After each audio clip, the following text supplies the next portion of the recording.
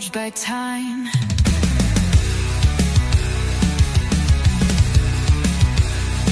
She walked with the silence the streets couldn't break, a blade by her cheek to settle the stakes, an essence of strength carved deep in her soul. Life took its shots, but she never let go. She's an actress in the eyes, a spark in the smile, capturing moments, bending them to her style. Some soft petals fall where she once stood, now they walk in tears where roses once bloomed. An essence of strength, but the streets took their toll. A blade by the cheek just to stay in control. A child of the flame, You've just stepped into the undercurrent, where silence speaks, and the dead have stories, where trials twist, lies tangle, and justice waits in the dark.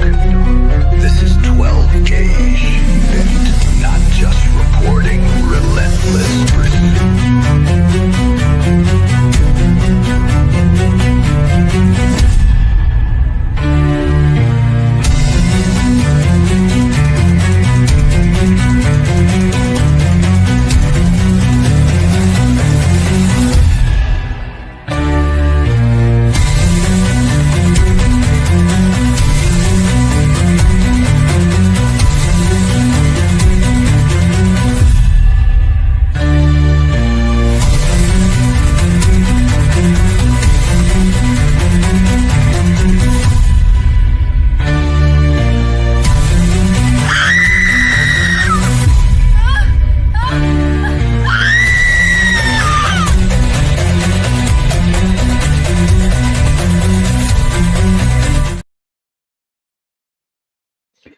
All right.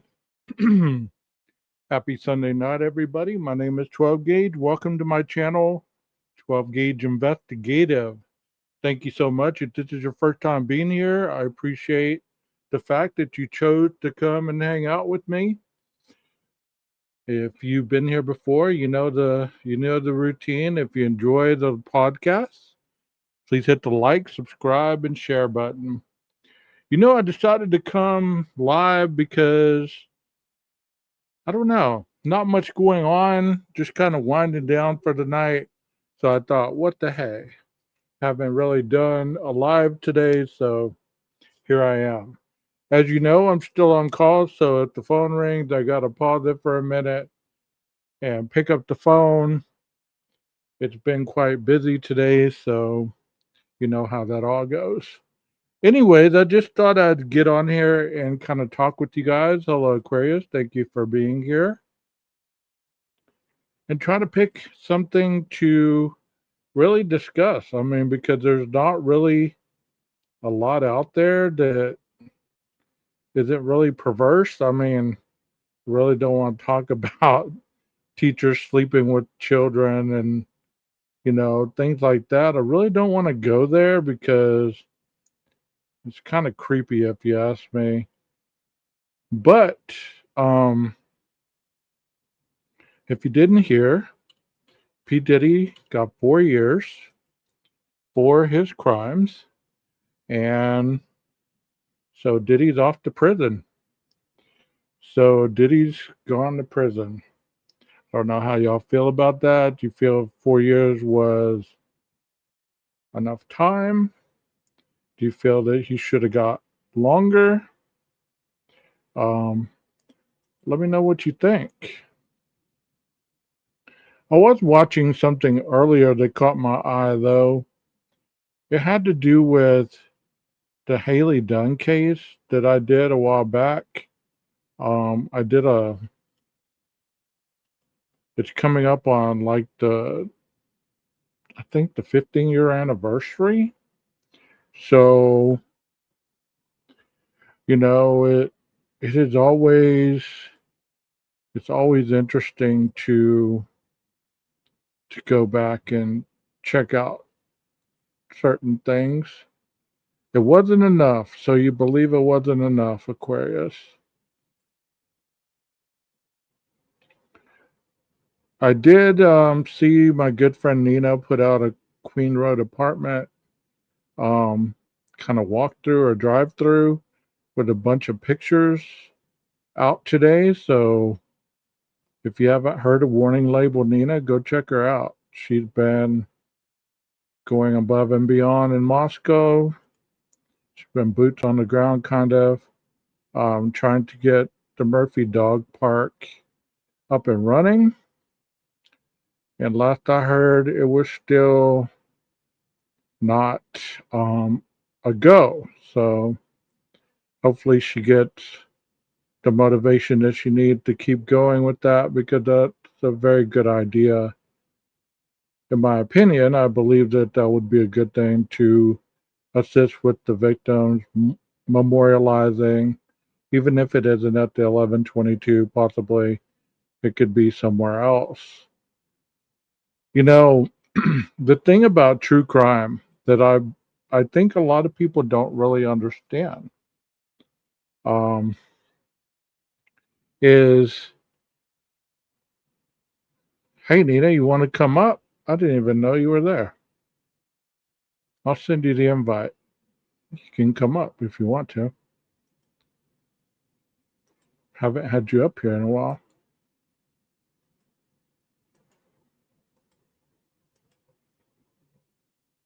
There's the link.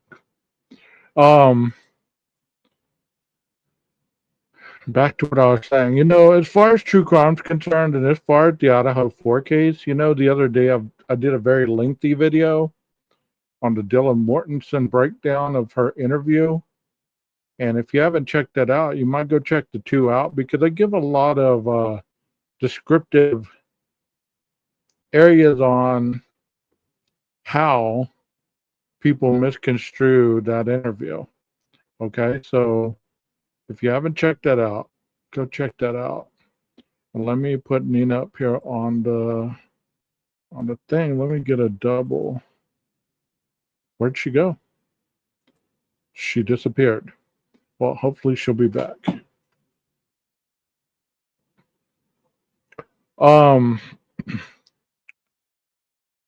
Involving the Idaho 4 case, you know, there is a lot of mysteriousness that's always surrounded that case. And I've kind of deep dove into a lot of it. And a lot of times individuals get caught in those rabbit holes. How I got caught in quite a few myself. And sometimes it's not a good thing. You get trapped in there, it's hard to get out.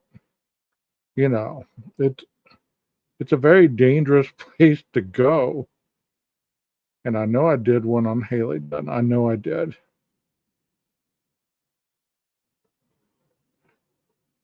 Unless it's private. But we're waiting on Nina to come back. I hope everybody else is having a great evening. If you haven't checked out the videos in my library, you might want to go and check them out. Because I have quite a bit of different different cases in there. I was boots on the ground a little bit in this case because I don't live too far from this case. So let me go ahead and open this up. Let's talk about Haley Dunn tonight, because the anniversary is coming up, and I want to, you know, just have a case to talk about, because this one was pretty intense. It started in 2010 when she went missing. If you don't understand the one that's talking, this is the one that's talking. That 12 gauge was 12 gauge in the past. So let's go over here and let's see what I got. Cheerleader that went missing in 2009. What's said here stays here. I don't know why I just said that. Kind of feeling rowdy today. I don't know. I enjoyed the live yesterday. Most of the things that I talk about here in this channel are speculatory in nature, but they are backed up by facts and they are researched by myself until I can give the story straight rather than just speculating the whole thing. And that's what I'm hoping to do today. I have some interesting footage that I took earlier that I'm going to show you. I've kind of done this story before, but I'm going to be able to give a little newer insight since I was actually there today. Hi, Harley. How you doing? Welcome to my show. I've never seen you before, so welcome.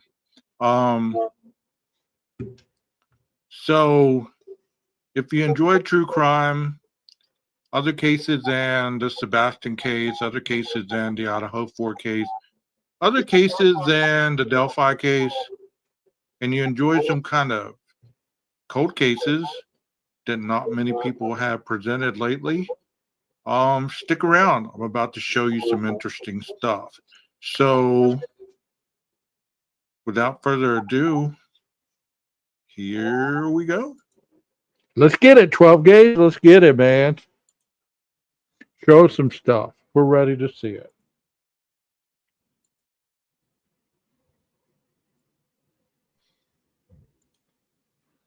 I'm going to take myself down from here.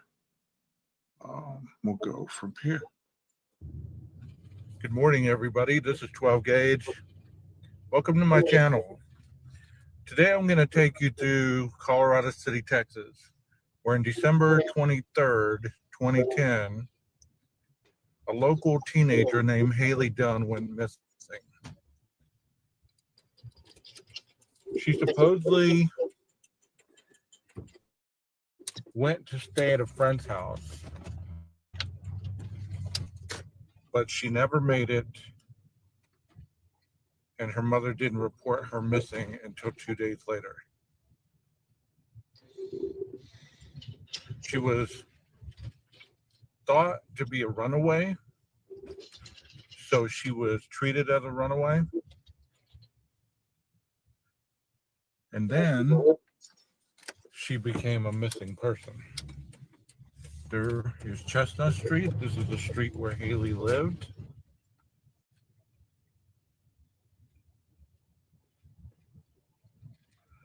There's the water tower for Colorado City, Texas. And we're going down.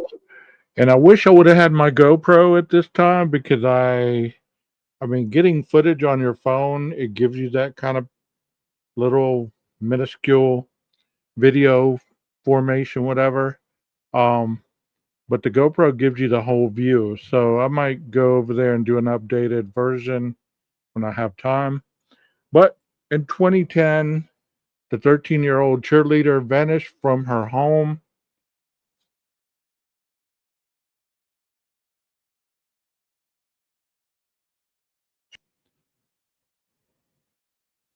And she never made it. Never made it because we don't know exactly what happened to her. Let's hear what I got to say. On the street. Her father lived not far from her home. This home has been demolished, so there's not going to be anything on the lot, but just a plain lot. So it's not like we're going to be able to see the home. But it gives you some kind of insight to where her home was. We're right where her home was, right here. This is where Haley Dunn used to live. And her dad lived right across the street. And on that day, supposedly, he didn't see her. The dad didn't see her. The mom's boyfriend saw her in the morning, but he went to work and then supposedly quit. and then came back home and did not see her. Okay, I'm about to take you down the path. If you can imagine a home being right here, this is the path that the dogs picked up on. They came down this direction.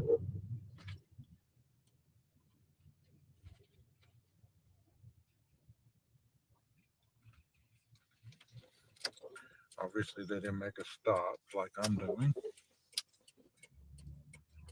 And I'm pretty sure they didn't go in the middle of the road, but as you can see, this is a block over.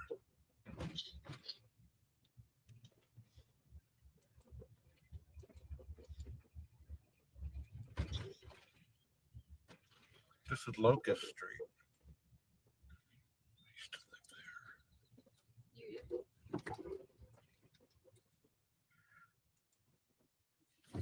This is Locust Street. And supposedly the dog picked up on a scent. And there were rumors that she had been seen walking this direction.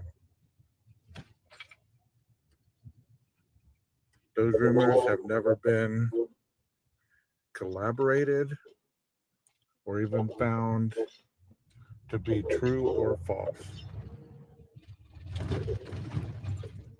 So as I'm telling you, as I'm showing you actually,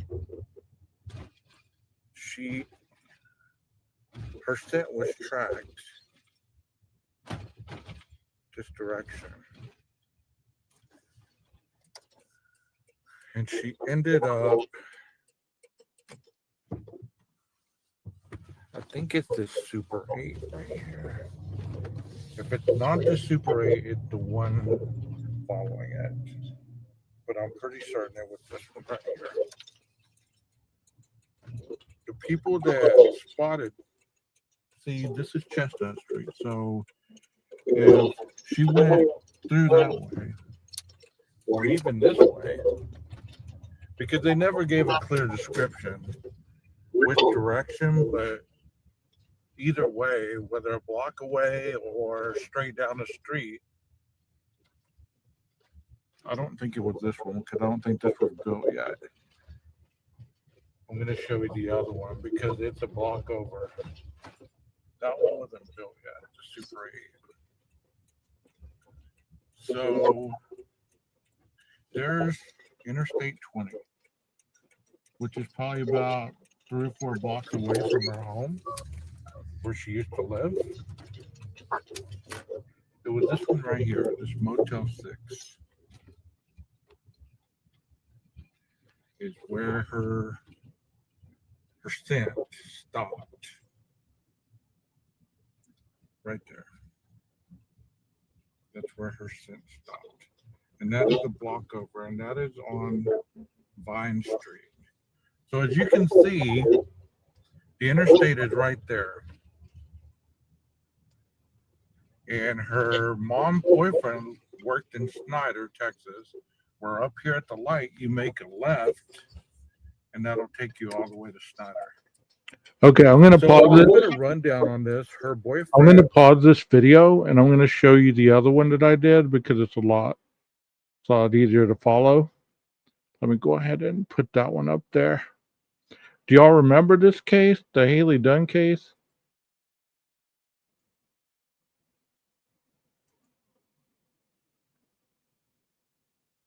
And there's 12 again.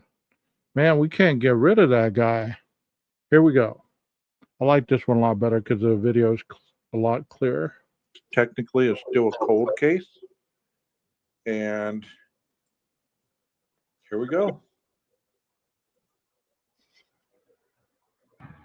Hi, my name's 12 Gage, and I'm live here in Colorado City reporting to you on the case of Haley Dunn, the 13-year-old cheerleader who went missing December 27, 2010. This is her residence location that has since been torn down. As you can see, there's not much left to it, but at one time, this was a 3-bedroom home that was cohabitated with her mother, Sean Atkins and her brother David. According to the stories that I've read and researched, Haley was here with Sean Atkins on the morning that she disappeared. She was See, this one seems a lot more formulated than the other one. The other one seems like I was just trying to drive and tell the story at the same time. It wasn't going too well. This one's going to take you actually around the areas that I'm talking about, so you'll be able to see. And hopefully, I can find a video that I saw the other day. If not, I will talk about it as far as I know of any updates. supposedly playing back there in the back by those trees, and she was on her phone. And later on, whenever she came back, her father lived across the street over here in these apartments. And her father could see her from his doorstep. At that point, nobody heard from Haley, and her brother came in to the home and found Sean Atkins was in the home. He had to beat on the door. Nobody answered, so David crawled into a window and he confronted Sean in the hallway with a deer in the headlights look.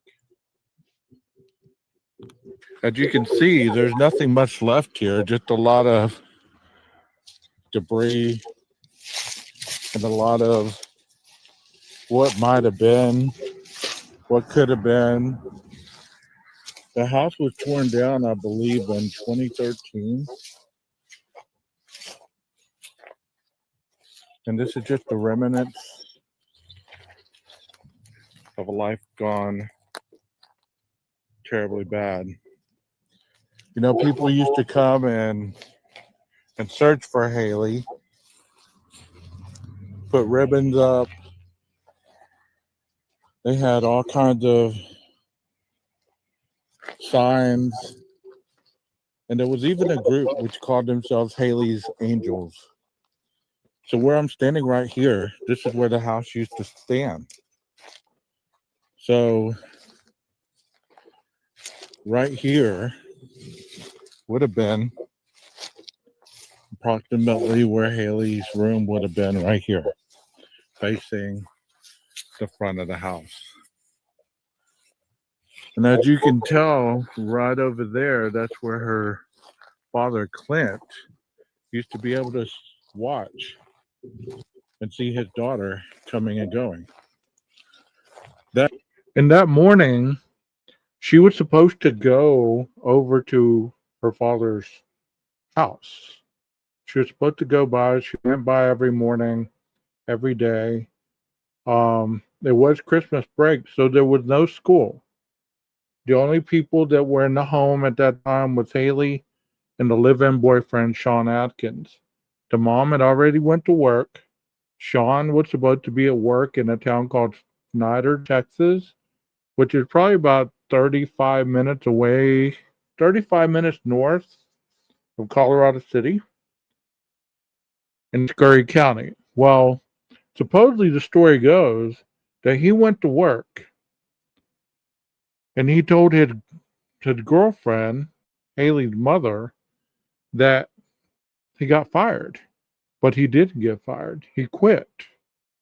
The story was later on that people were telling was that he went in, bought a Dr. Pepper, and he left. And this is where the story gets wild, because the next time that Mr. Atkins is seen at the residence is when Haley's brother, David, comes home from staying the night where he was staying. Well, he's banging on the door. He's trying to get in. Nothing. He finally crawled in a window, and he sees Sean coming down the hallway. They make eye contact. He meets David with a deer in the headlight look. Haley is nowhere in the home at this point. The story that was told to Haley's mom was that Haley was going to spend the night with a friend of hers that lived not far away from the residence, which wasn't true. The little girl was later questioned, and she had no idea that Haley was supposed to be coming to spend the night with her. So nobody knew that, but that was the story that was being told. So let's continue on to see this footage. That day, supposedly she was going to visit him, and she never made it. Like I said, this town is about 2,000 people. And this area is mostly comprised of farmers and other things that help the economy. This was once the garage area, the driveway.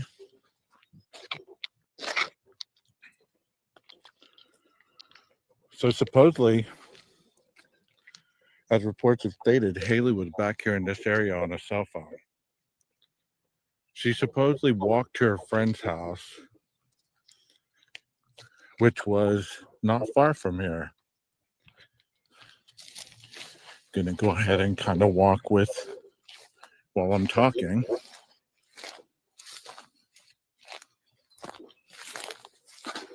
Not quite certain where the friend's house is, but gonna kind of take you on a visual of where she would have walked as she walked that direction.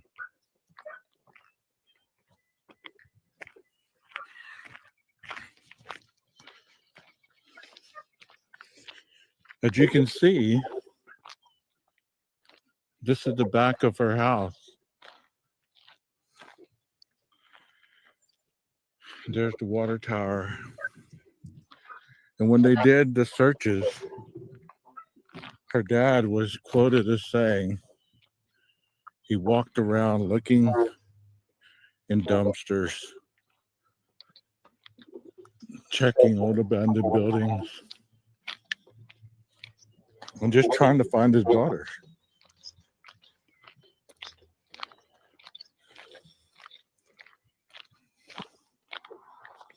You know, one thing I can never envision is looking for somebody where you don't even know where to start, where they could have been, or where they ended up. The last detail you were told was that she went walking to her little friend's house, and that was it. At that point, there was not a lot of cameras. But still, people were out canvassing on foot. So the camera video images were not around at this point in 2010. Cameras were not as prevalent. And you're going to hear me say that as I'm walking through this area. It's not a bad neighborhood. But as you can see, there's not any cameras either. No cameras. At least not in 2010, maybe. And you want to hear something creepy, I'm going to show you here in a minute.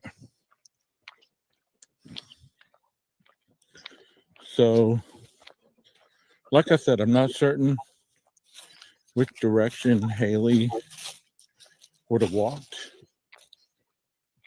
but supposedly she walked to a friend's house.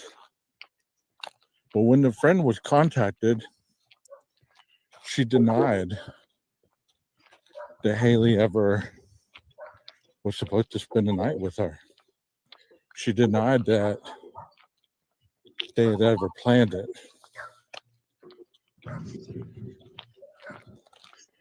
I will discuss more about the case after I show you this live footage, because I don't have it memorized and it's been a while since I've done the case. And I have updated information that I can share with you. We're just a block over from where Haley lived.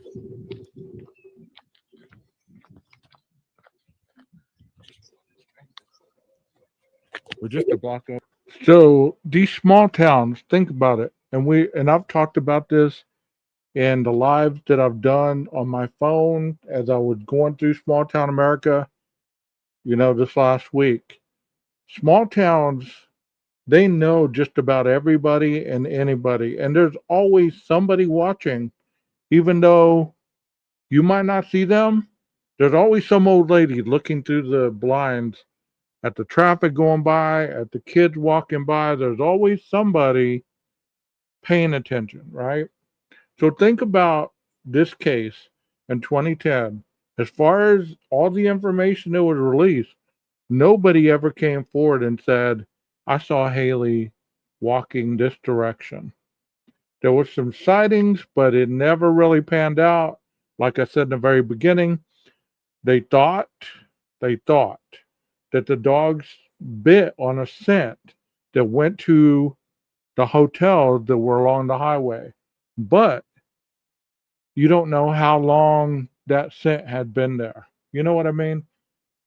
She could have walked that direction many times to go get a soda from the hotel Coke machine. You just don't know. But there was a scent that ended close to those hotels. And it's very, very weird that nobody saw or heard anything from Haley after the night before on, I believe it was the 25th when they opened gifts. And Haley and her brother were playing video games, or Haley was playing the video games. Her brother was leaving to go spend the night at the friend's house. Haley said goodbye to him. The mom don't remember really tucking Haley in. Let me give you a little feedback about this house. There seemed to be some drug use in this home. There seemed to be some alcohol, partying, stuff like that. I'm not sure how big of drug use there was, but there was rumored to have been meth use at this house. So it makes sense if the mother would not have seen the daughter if her and the boyfriend were too busy getting high, if that makes sense. So think about that a little bit as you're watching me walk this block over and I'm talking about this stuff. Think about what I'm saying to you. You would believe that somebody would have saw this little girl walking. Over from where Haley lived. And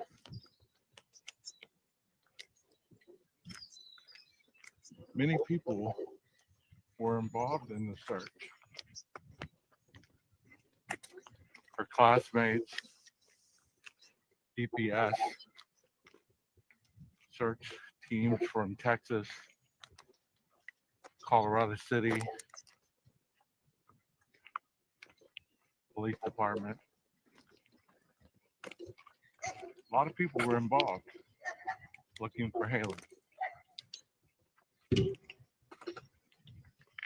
But I was going to tell you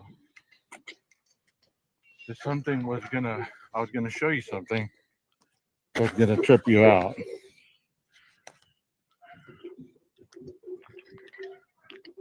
Back in 1998 or 96, 97, I lived at this home right here.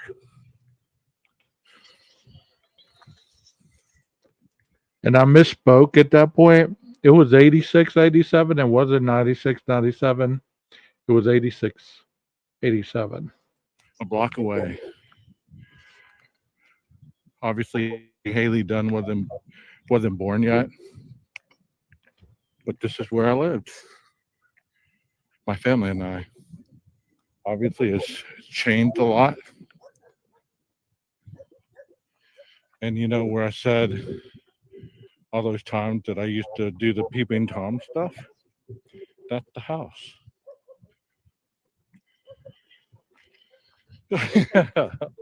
Can't believe I just admitted that, but I've talked about it many times. So there's the house. And I'll take you around this house. Well, granted, I wasn't a full grown man and I was 13 years old, and I'm not trying to excuse it, but I didn't get turned on to this. A friend of mine actually turned me on to this house because this girl went to school with us. We were in seventh grade. We were, in seventh grade, you're you're expanding your horizons, and we went and we looked at this house because he said, "Look, you can see inside the house through the little air cooler thing or the air conditioner thing," and blah blah blah. And went from there. I'm going to go ahead and speed it up a little bit because many people have already heard this. Standing on some stuff in the back, right there by that door, the bathroom. Now I almost got caught because I fell down. I ran down this alley.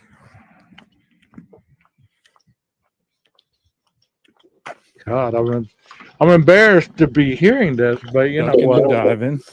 It was who I was. I was 13 years old at the time. There's the house. It changed a lot, but not a lot.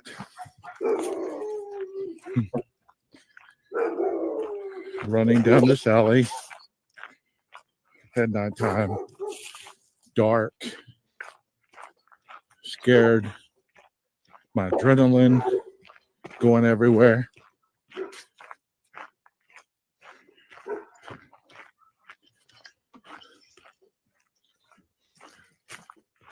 Just looking out for the police, because I knew for certain the police had been called.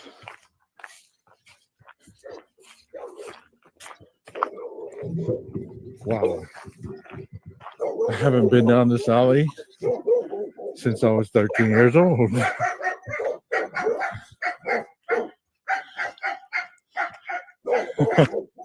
Wow. And if my memory recalls, it was probably the same type of dogs barking. It was loud like that. It really was. It was loud. I hightailed it toward my home, which was a block over.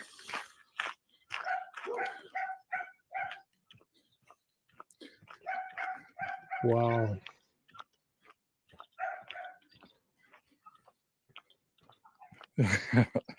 Can't believe I'm sharing all this on the film. But just showing you that I don't lie on what I talk about. And I think I hid behind one of these trees when the police came. Might have been that pine tree over there.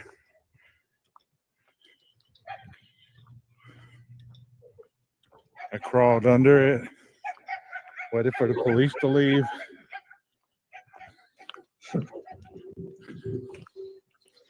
And then went to my home. I was never confronted. Nobody ever asked.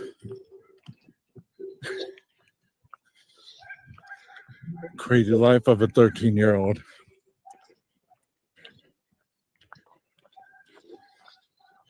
But as you can tell, not that far away. Good to see you're serious. Okay, as you can see down there, where that truck is, that's where Haley's house would have been, right across the street. It's also been rumored that Haley walked down this street, and that she was last seen up here by this hotel.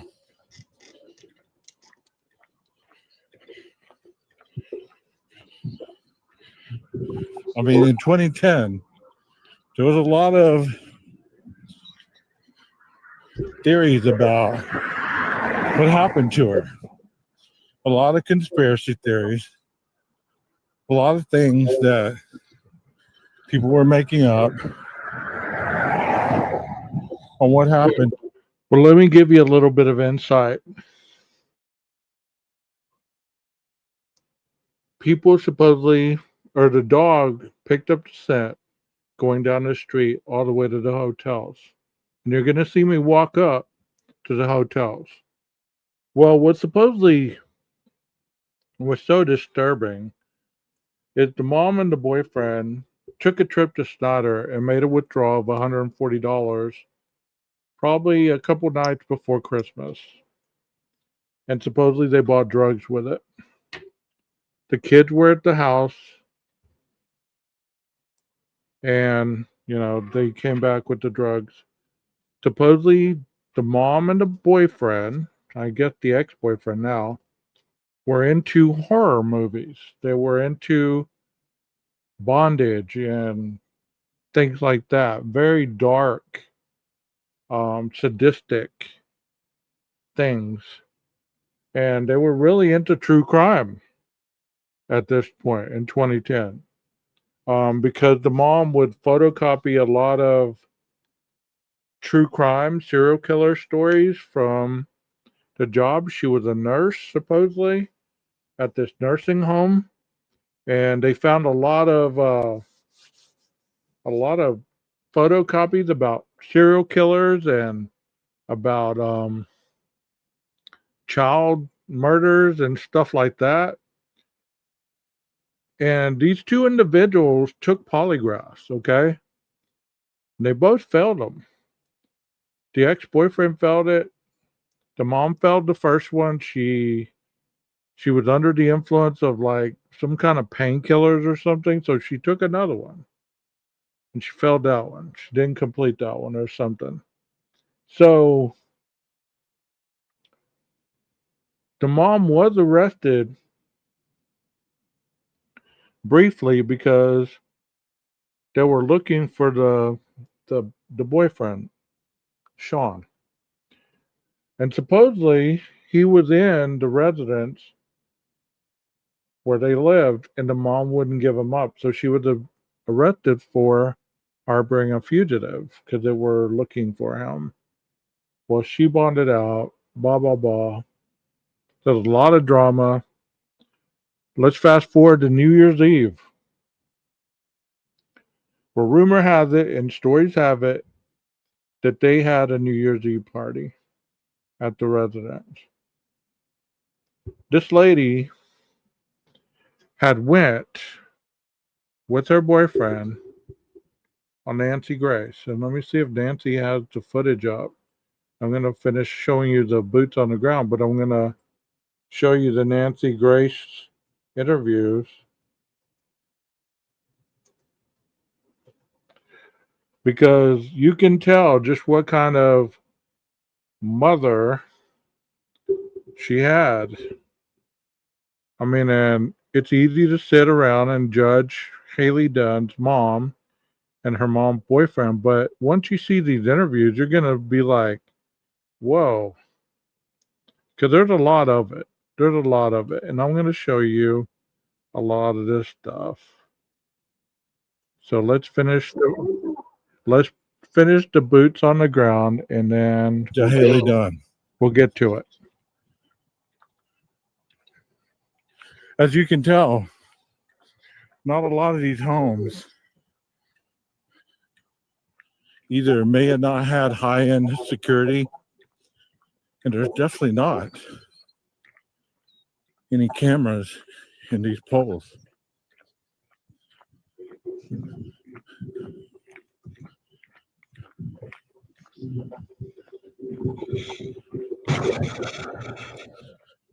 But we've since found out that the time frame in which they saw Haley was not the day of her disappearance. She never went by this hotel.